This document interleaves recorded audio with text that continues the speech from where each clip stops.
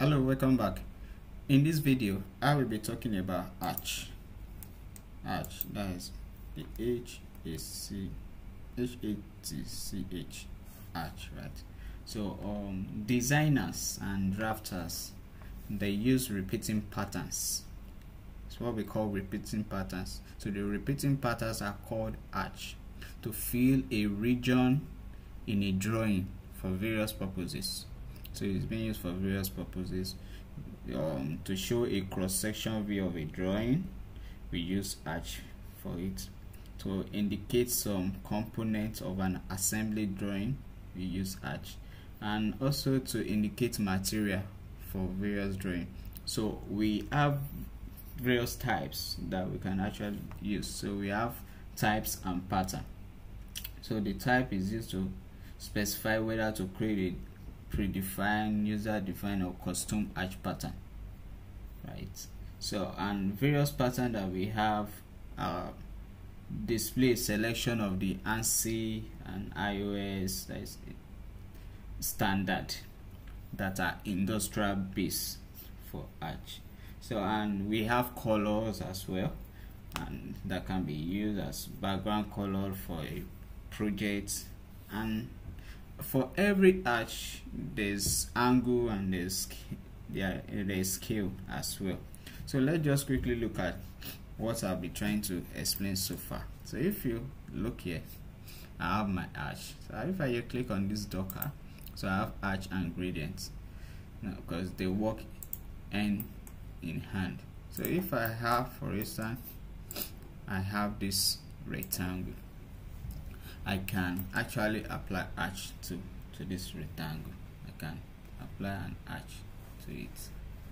The sense now I can either use the shortcut or come down here to pick my arch. So the shortcut is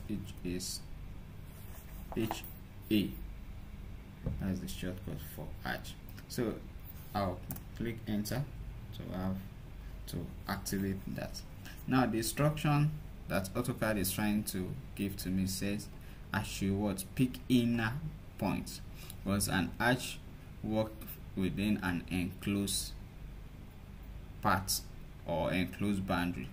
So me picking this, you can see when I talk about the patterns could be an ANSI or ISO standard. Now this is an ANSI 131. So if I try to apply this here, you can see what it look like. So these are various patterns you can see. Then I have solid. So solid is just like you having color to your drawing, and it's just a single color. So if you click here, I have various color that I can play with, that I can pick to fill into the rectangle, right? And if I want more color aside the index color, if I want more color, click on more color, then I can come to this part where I can start mixing various type of color. You can see these are the index color that are already here. Then color book as well. I have various that you can just move around and play with. So by the time I'm done, click OK, so you can see that. So that is for solid, right? Then click OK. Then going back to my arch command, now I want to try to apply some arch to this. Now it's picking the color because of that was the last option that I chose, right? So now let's try to put in some arch to this drawing.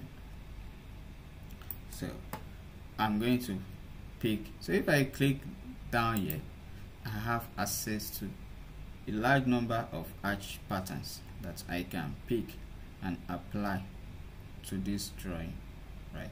So let's just play around some. So if I should, for instance, pick this, or let's still look for some other pattern. Probably this, but I want. Now it's taking the pattern, it's taking the color after the color that I choose. So I'm going to change the color, right? And okay, let me start with this so I can try to apply this to this. You can see now for this I can set my transparency and I can also set my angle. Same thing with the color that is fixed here. I can set the transparency to hit. We'll come back to that later. So now if I want to change the angle of this, I can either increase it or decrease it. And if you know the angle you want to work with, you can actually come and enter it here. You see that? So depending on what you want. So let me enter 180, right? Then I can increase and decrease the scale. So probably I want to scale it up to 2, you can see that, or probably 1.5, depending on what you are actually working on. You see that? Then I can pick another pattern, for instance this, and apply it to this. You see that? Now this has also taken the pattern of this. So if I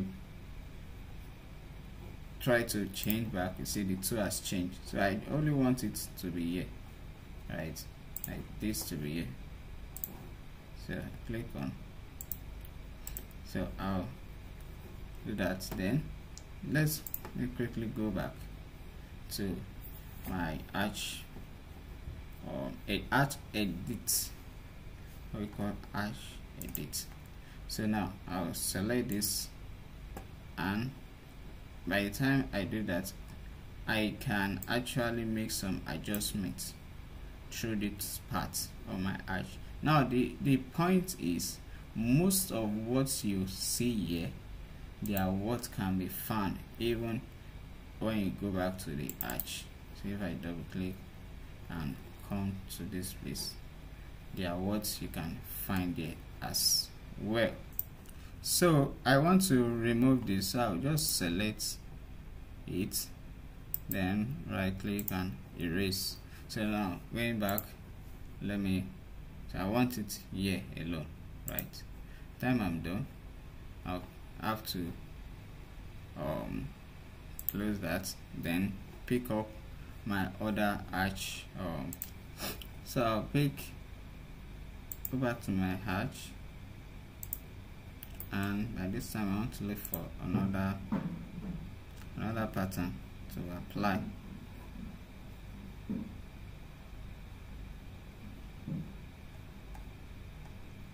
So there are quite a number of patterns to choose from. So I'll pick brick, one brick for this side. Okay. See that? So there are a whole lot that you can just actually work with. Probably I want the dash, brickstone, this, I can put this here, and so on. So that is how arch work.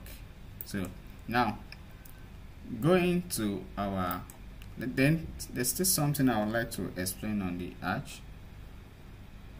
If I should double click on this and I come down here, now I can increase my transparency and decrease my transparency, right? And also we have pattern, so gradient rather. So I can come down here and click on gradients. So gradients will be in 2 colors, right? And you can choose the various type of gradients, pattern, gradient type that you want, curve, ceiling, depending on what you want to, what appeal to you. And since it's gradients are mostly 2 colors, so you can come here and change your color to what you feel is required for your work. And here as well you can decrease and increase it. transparency as well, right? And if you click on tint is just like the opposite of a dark pattern, dark color. So you can see that that's tint. So by the time you're done, just click on close, right? So I have this. Now going to our project, I want to add this part. I want us to add this part to denote this part, this object, as a cross-section object. So I'll pick my pattern and I'll be using this. Then I can put this here. So put it there. Show it here. So that is how to go about hatching our object, right? So thank you for your time. In the next video we will be talking about layer management.